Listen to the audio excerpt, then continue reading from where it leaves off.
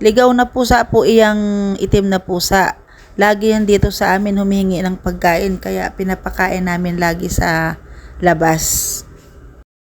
Maswerte din po ang nagpapakain ng mga ligaw na pusa.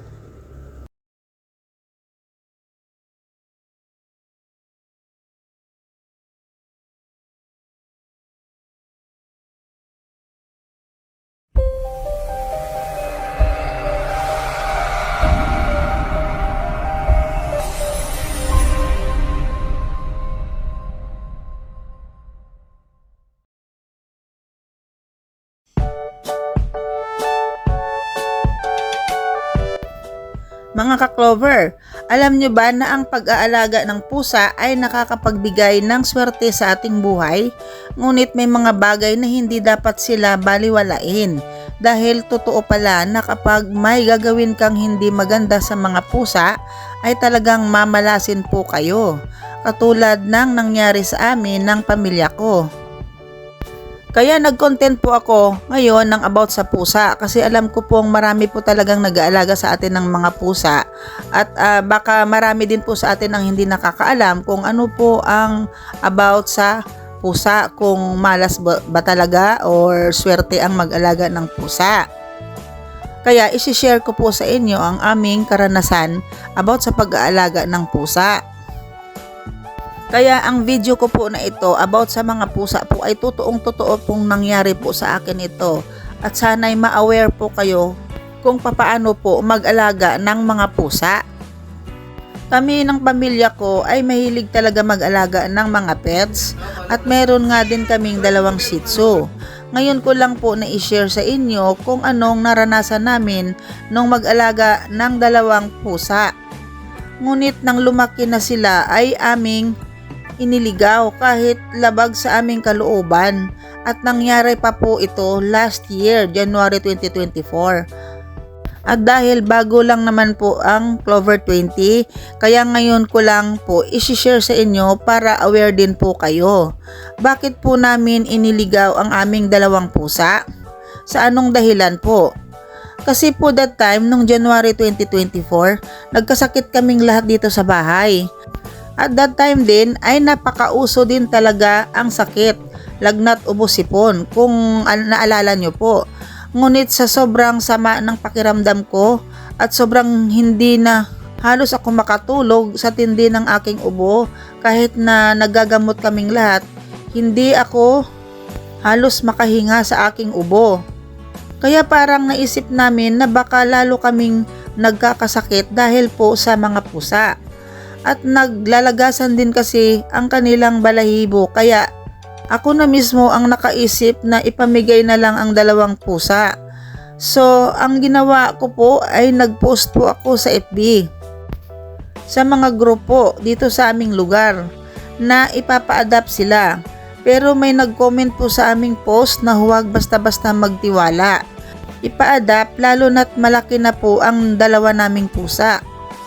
Kasi daw po baka makatsamba kami na may alagang sawa ang kukuha sa aming mga pusa at ipapakain lang nila sa sawa. Kasi marami din daw ganyan kaya natakot po ako at hindi na namin itinuloy ang pagpapa-adapt kasi dapat daw pag nagpa-adapt tayo ng pusa maliliit pa talaga sila. Lalo na't paspin lang po ang ating mga pusa. Kaya ang ginawa ko, ipinaligaw ko na lang po ang aming 2 pusa kahit na masama sa loob ko. Pero dahil sa hirap na ako sa aking ubo.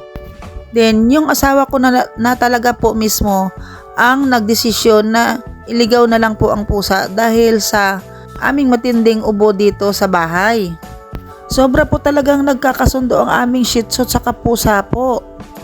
That time, gabi po iyon, nagpasya na talaga kaming iligaw na lang ang mga pusa. Kinuha ng asawa at anak ko at sila na ang nagdala kung saan sila dapat ilagay.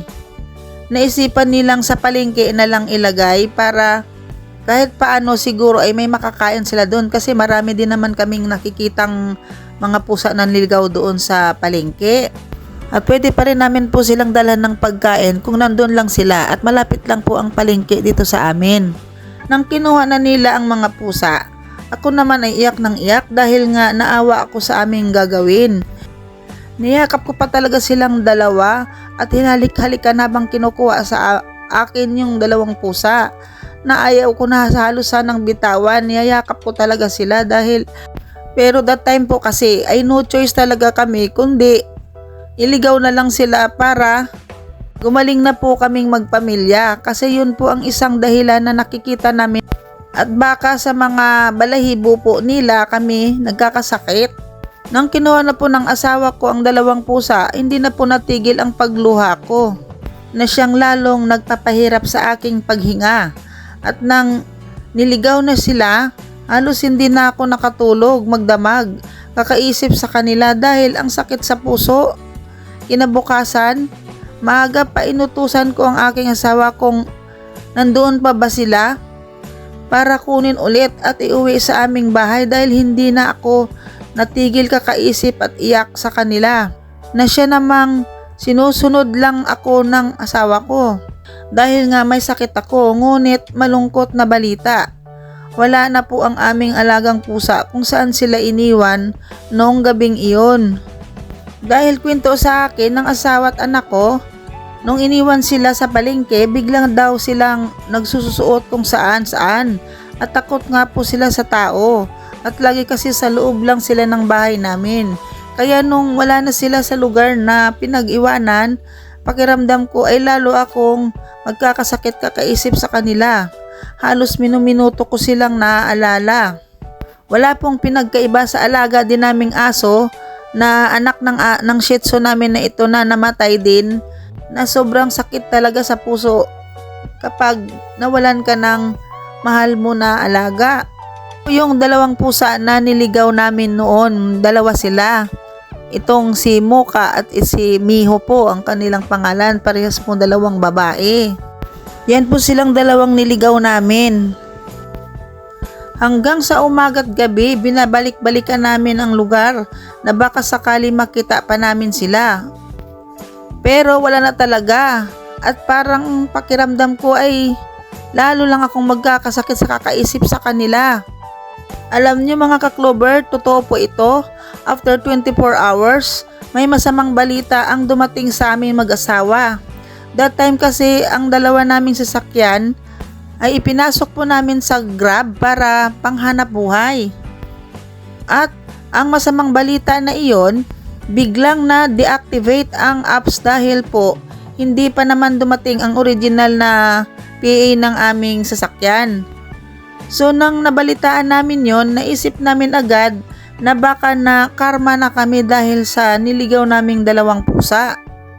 Dahil sa hindi ko naman alam na ang kasabihang gumawa ng masama sa mga pusa ay malas po talaga. Kaya dahil sa na-deactivate po ang temporary apps namin sa Grab, wala na po kaming hanap buhay. Kaya lalo pa pong nagka-problema kami nang nangyari at ito pa po. After a week, maniwala kayo at sa hindi, nawala na din po ng trabaho ang isa kong anak na nagwo-work from home. Kaya sobrang pagsisisi namin at talagang naisip namin na dahilan baka minalas dahil po sa mga niligaw naming alagang mga pusa. Hanggang sa buwan na ang nakaraan, nagtanong-tanong pa din kami sa mga tao kung saan ang dalawang pusa namin naiwan. At baka alam po nila kung may nakita man sila, pero wala po silang nakita. Ang inaalala po namin ay takot na takot pa naman sila sa mga tao, kaya sobra talaga ang pagsisisi naming pamilya kung bakit nagawa namin iyon. Alam niyo pong magpasa hanggang ngayon ay naaalala ko pa rin sila pag nagawi kami sa palengke at nagbabaka sakali na makita sila. Pagkatapos po, that time din na niligaw namin sila, parehas po talaga silang naghihit. Pasensya na po kayo mga ka-Clover kung nagawa po namin sa kanila dahil sa matinding sakit at ubo ng pamilya ko po. Kaya kung ang pag-aalaga po ng pusa ay swerte, totoo po yun. Dahil din po sa mga pusang iyon, nagkaroon po kami ng unexpected na hanap buhay. Yan nga pong dalawang car na pang-Grab na kahit temporary lang po ang apps namin noon ay nakapagbiyahe po ang aking asawa at ang isa pa po naming car. Yun po ang aming nakikita na dahilan na parang ang hirap din pong isipin na nagkataon lang. Ngunit nung niligaw ba namin ang dalawang pusa nagkataon lang po ba na nagkaproblema kami ng malaki sa aming hanap buhay? Hanggang sa halos masimot na kami at 5 buwan na hindi makapagbiyahe ang aming sasakyan. Sobrang hirap po talaga ang naranasan namin. Kaya naman sabi ng asawa ko, mag-alaga daw kami ulit ng pusa para pambayad sa aming nagawang pagligaw sa 2 pusa namin. Ayaw ko na po sana mag-alaga ulit dahil sa naranasan naming hirap at baka maulit muli. Ngunit ang sabi ng asawa ko, hindi na dapat mauulit iyon. Dahil kung may magkakasakit man sa amin, huwag naman po sana ay bilhan na lang ng kulungan sila para ikulong muna pansamantala. Pero nagkasakit kami ulit, January 2025. Ito lang pong January. Pero may alaga na nga po kaming 2 pusa ulit at malaki na po sila. Yung napulot din po namin nung maliit pa sila, ito nga pong pinapadede ng anak ko, kasi sobrang liit talaga nila nung nakita namin sila. Ito nga pong video nila nung maliit pa sila. At ngayon, malaki na silang 2.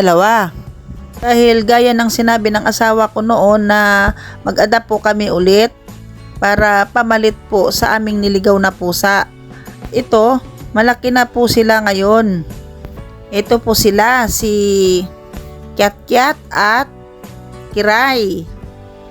Mga stray cat po ito sila nung inadapt namin. At naalala namin na tuwing January talagang uso pala talaga ang sakit. Kaya ngayon itong January, sa totoo lang, kaya bibihira lang din ako halos mag-upload ng video dahil nagkasakit din po ako. Kami pong magpamilya din, inubod din po kami at nagkalagnat pa po. Pero sa ngayon okay na po kami at sa nangyaring pagkakasakit namin ay hindi po talaga namin kinulong ang 2 pusa. Hinayaan lang po talaga namin sila. Kasi nakakaawa naman. Hanggang sa okay naman na po kaming lahat. Maliliit pa sila nung makita namin that time. Dito din namin sila nakita sa palengke kung saan namin iniligaw ang naming pusa. Wala ito silang nanay nang makita namin. Gabi din po. Nang iyak at maulan pa that time, kaya ito po ang dahilan kung bakit meron kaming 2 pusa ulit. At malaki na sila ngayon. Ito namang black and white na pusa po, napulot namin yan araw, doon din po malapit sa palengke.